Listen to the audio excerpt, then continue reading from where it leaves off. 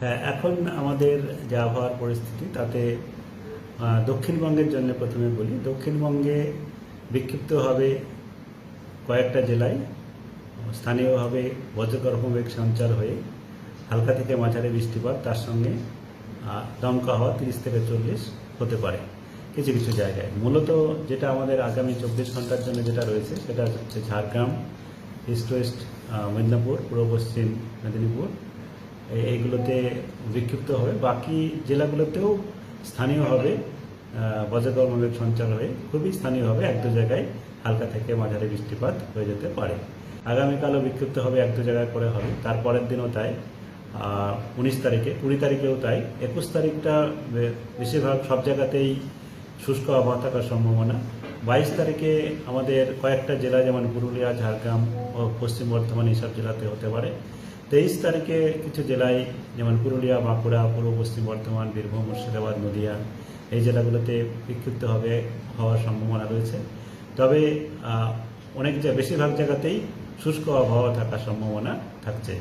মূলত 19 থেকে আমাদের 23 তারিখ পর্যন্ত বা 22 তারিখ পর্যন্ত বেশিরভাগ অঞ্চলেই শুষ্ক আবহাওয়া থাকবে দক্ষিণবঙ্গের। তার সঙ্গে সঙ্গে এখন আমাদের আগামী 3-4 দিনের মধ্যে তাপমাত্রা, যেটা আমাদের গত 24 ঘন্টাতে কিছুটা কমে গেছে, সেটা আগামী 24 ঘন্টা মানে আজকে পর্যন্ত খুব একটা তারতম্য হবে না, কিন্তু কাল থেকে তাপমাত্রা দক্ষিণবঙ্গে আমাদের 3 থেকে 5 ডিগ্রি পর্যন্ত বিভিন্ন জায়গায় বাড়ার সম্ভাবনা রয়েছে। তার জন্য আমাদের 19 থেকে 23 পর্যন্ত মূলত আমাদের পশ্চিমের জেলাগুলোতে উষ্ণ এবং আর্দ্র আবহাওয়া থাকার সম্ভাবনা রয়েছে। তাপমাত্রা কিছু কিছু জায়গায় 38 থেকে 40 এই রেঞ্জে বা তার থেকে 41ও এক দু জায়গায় যেতে পারে পশ্চিমের জেলাগুলোতে। আর বাকি জেলাগুলোতে আর্দ্র উষ্ণ আবহাওয়া থাকবে, তবে পশ্চিমের জেলাগুলোতেই বেশি সম্ভাবনা থাকছে। উত্তরবঙ্গের ক্ষেত্রে যেটা বলা হয়েছে, দক্ষিণবঙ্গের অ্যালার্ট কিছু থাকছে গরম এবং হ্যাঁ, সেটা আমরা যেমন আমরা এখন দিই। এখন আপনাদের তাপপ্রবাহ ছাড়াও আমাদের যেহেতু এখন হট ওয়েদার এবং তার সঙ্গে সঙ্গে হিউমিডিটিটাও মানুষের ইয়ের পক্ষে কষ্টকরদায়ক বা অস্বস্তিদায়ক হয়, তার জন্য এখন আমাদের হট এবং হিউমিড মানে উষ্ণ এবং আর্দ্রার জন্যও সতর্কতা অবলম্বন করার জন্য বলা হয়। তার জন্য দেওয়া রয়েছে আমাদের পশ্চিমের জেলাগুলোর জন্য, যেটা মূলত আমাদের পুরুলিয়া, পশ্চিম বর্ধমান, বাঁকুড়া, পশ্চিম মেদিনীপুর, ঝাড়গ্রাম এই জেলাগুলোতেই বেশি হওয়ার সম্ভাবনা বেশি।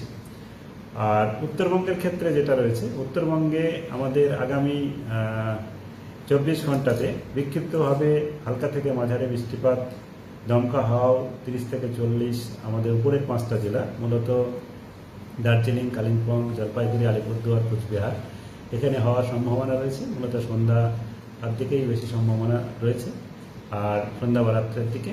আর আগামীকাল সামান্য একটু বাড়তে পারে, যেটা আমাদের অনেক জায়গাতেই বজ্রবিদ্যুৎ সহ বৃষ্টিপাত, তার সঙ্গে সঙ্গে দমকা হওয়া 40 থেকে 50 পর্যন্ত যেতে পারে উপরের 5টা জেলা। বাকি 3টি জেলাতেও হালকা থেকে মাঝারি বৃষ্টিপাতের সাথে বিক্ষিপ্তভাবে বজ্রবিদ্যুৎ সহ বৃষ্টিপাতের সম্ভাবনা রয়েছে।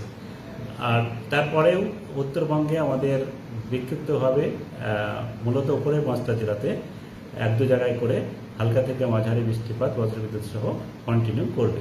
তাই সেই কারণের জন্য উত্তরবঙ্গে আমাদের তাপমাত্রা তেমন হেরফের বা তারতম্য হওয়ার সম্ভাবনা নেই।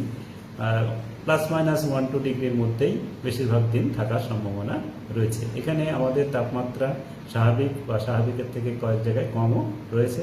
তো এখানে তাপমাত্রাটা মূলত উপরের 5টা জেলায় তাপমাত্রা খুব একটা স্বাভাবিকের থেকে বেশি যাওয়ার সম্ভাবনা নেই। কিন্তু মালদা এবং দক্ষিণ দিনাজপুর এই দুটো জেলাতে বা উত্তর দিনাজপুর জেলা, মূলত মালদা আর দক্ষিণ দিনাজপুর জেলাতে কিছুটা তাপমাত্রা বাড়তে পারে।